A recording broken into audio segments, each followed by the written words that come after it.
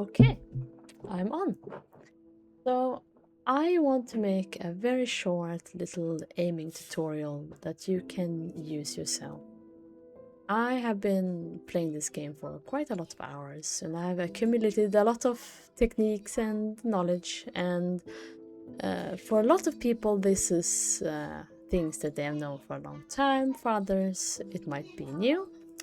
But I'm just going to share 3 exercises I think that are very useful in the fire range to use the fire range to its optimal usage. So the best way, the first one I want to go through, is just how to practice your recoil control and recoil smoothing. That's the first exercise. The second exercise is how you can manipulate the strafe patterns of the bots inside the fire range, so you don't only have two options, either long strafes, which is constant, or these random strafes, but they are honestly very long as well in comparison to how people strafe in game. So they're not really good for practicing the game. And also the technique that I'm using. And then a third little, not exercise, like a little way you can benchmark yourself. So I will always use R9 and R31 in the fire range. I will always max them out, hopefully with 1x. I will avoid the barrel and the laser, but I will use... So they are fast to reload and they have a full magazine. The reason why I use Maggie is because you get that extra highlight when you hit your shots. So it will help you know that you hit your shots.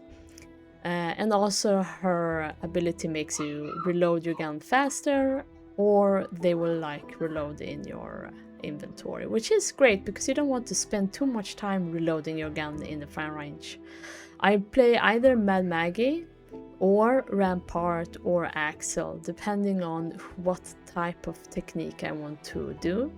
With Axel, of course, if you play her, you want to practice her glide shooting, like when she's gliding around and spraying. But the first exercise I want to showcase here is how to practice your recoil smoothing. Recoil smoothing is when you are strafing left and right like this, and you are shooting, you will have just so much less vertical recoil. So if I shoot here, it's quite a lot of recoil, right? Same thing with the R31. Again, it's quite a lot of recoil. If I am strafe aiming like this, I'm just not gonna go up, I'm just gonna strafe while I'm shooting a long strafe.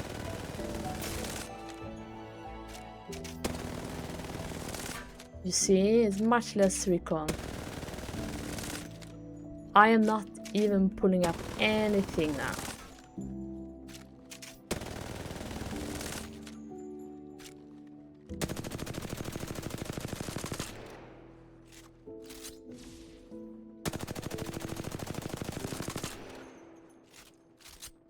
Okay, so you want, of course, to maximize the recoil by using recoil smoothing.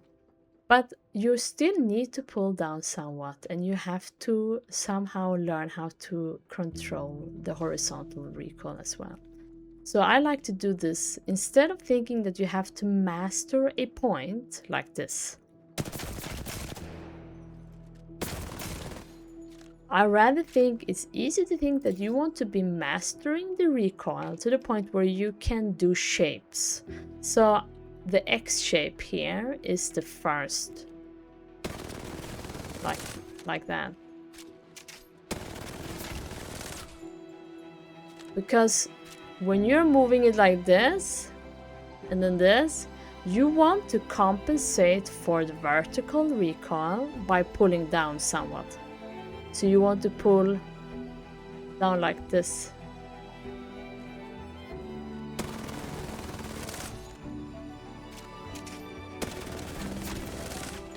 I suggest anyone should do this for about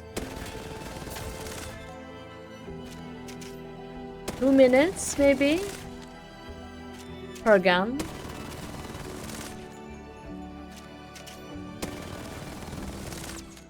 This itself is very useful.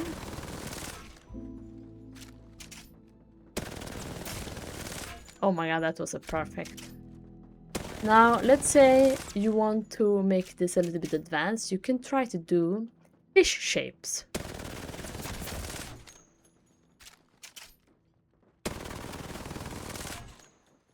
That was not the best fish. It's much easier to do it with R31, I'll show you. Ah, there, you see? A little fish. So this is the one I want you to do. You see? Like a perfect little fish. It's not really like... It's actually pulling down this way, which is the most important.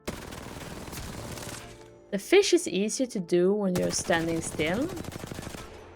But you want to be comfortable with controlling the recoil, where you can make drawings always on the, like, with the hit markers.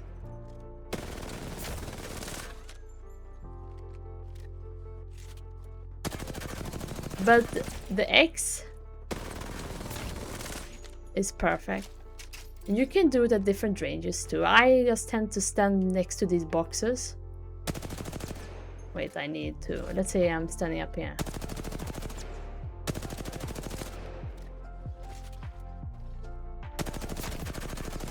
Ah!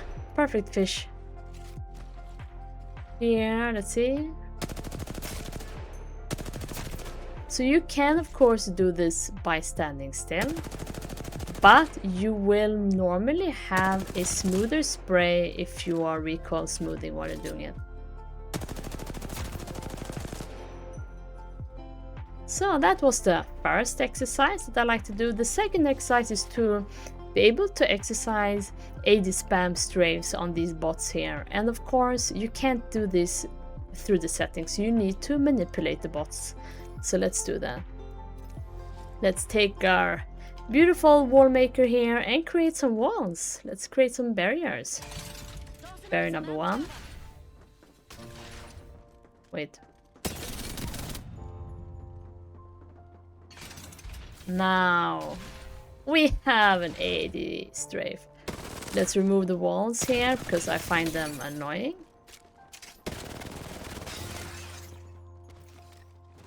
Hello, my beautiful AD.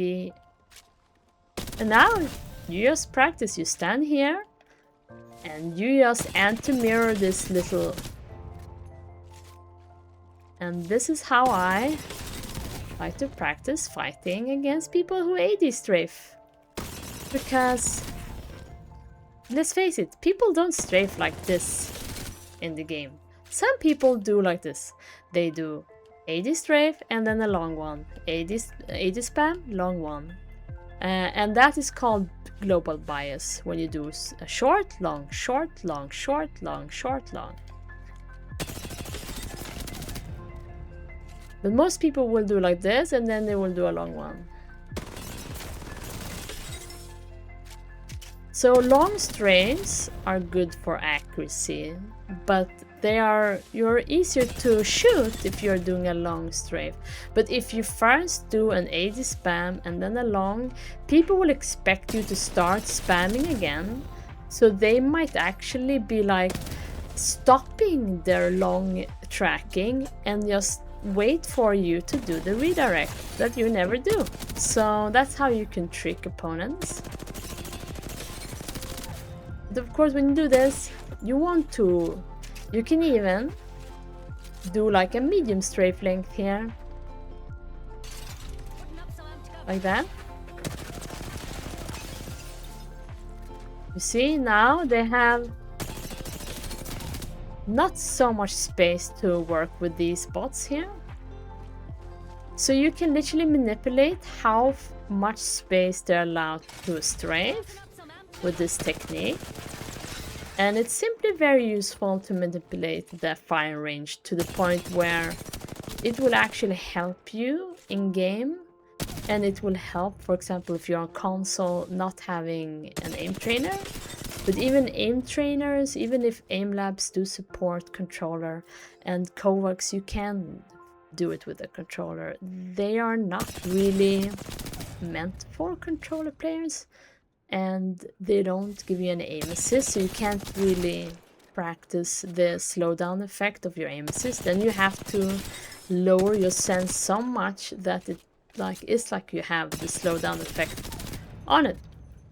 So though this is the second exercise, the last one, let's destroy the walls, is still also with Rampart, and this is a way of measuring how good your aim is in many ways. Why can't I destroy it? No. And you again do walls here on these platforms. And this is only to make sure that you're keeping the same distance.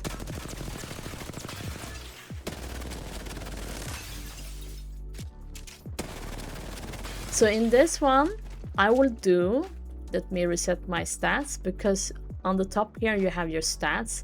You want to use that for your way of actually measuring your skill. So, oh my god, this is not really straight. Who cares? Anyway, I always anti-mirror. This is anti-mirroring. I never do this exercise mirroring, or just like do like my own strafe and then just try to compensate. No, I don't do that. I always anti-mirror in this exercise. And sometimes I have the bot set to constant and sometimes to random. But this time it's random. And I'm gonna shoot 10 bots and I'm going to look at my accuracy at top. The point is to be as accurate possible. If I start missing shots, I can stop shooting and rearrange my aim for it to actually hit again. So it's all about saving the bullets to really make sure that every bullet is a hit. So I start like this. And I only use one gun, so now it's only R9. And it's only the mid bot here, the center bot. The main bot.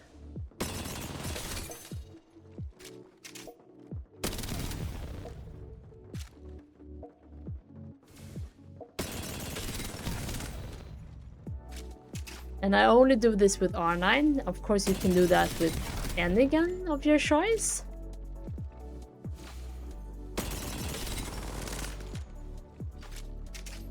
Now I'm actually not being super accurate because I just want to showcase the actual exercise and rather than do my best. And I can do this for a long time. The 10 bots is perfect if you want to write down your stats. And also if you want to, let's say, swap up your sense, you want to test out a setting, everything, you can do this exercise to check like if you will have a higher accuracy, a lower accuracy. Let's say you want to try out a higher sensitivity and you want to see if it fits you, you can always use this little exercise here as a tool. The second one is almost the same because this is close range. Now I do mid range here with my R9. I always use the 1x and I'm using this line here and I do this and I just use 2 walls here. That was a bad wall. And I destroy these barriers. And here I do the exact same thing. Only, but with R9. Oh no, with the R31. And I just do this. And I will reset it. I will do 10 bots again. And I will look at the accuracy. And here you can swap up the bots too. But the problem with these other bots is that they sometimes spawn, they sometimes don't spawn. So you can't really be sure about these bots. The center bot will always spawn. So you can do this exercise on it knowing that from any distance here you pick, it will be there. So this is my mid-range, and I do it normally with R31. And here, I sometimes do it up here. And I put a wall also, just as far away from me to not fall off. And I do it here, and I might do it up here as well, for even longer range. And it's all about